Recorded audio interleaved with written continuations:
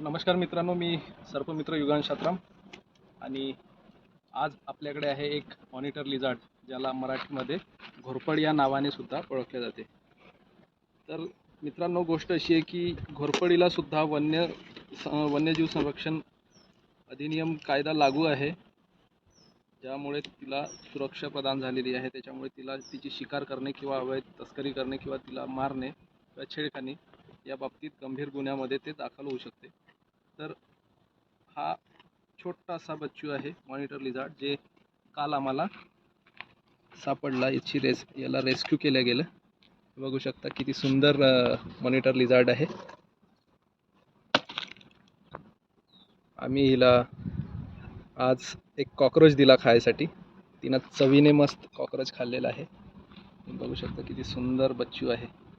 आणि ही नॉन व्हेनमस आहे, ह्यामध्ये कुठल्याही प्रकारचं विष नसते. लोकांचा गैरसमज आहे की ती चावते किंवा हिच्यामध्ये विष असते किंवा विषबाधा होते, असं काही नसते. ती चावत नाही. जेव्हा तिच्या जीवाला काही धोका वाटला तेव्हाच ती चावते, अन्यथा ती चावत नाही. हा एक गैरसमज पाडला गेला आहे लोकांनी. बघू शकता खूप सुंदर आणि खूप शांत आणि खूप चांगली असते ही. तर बघा, तिला जमीन दिसली, तिचा परिसर दिसला तर बघा जाण्यासाठी किती तडफड करत आहे.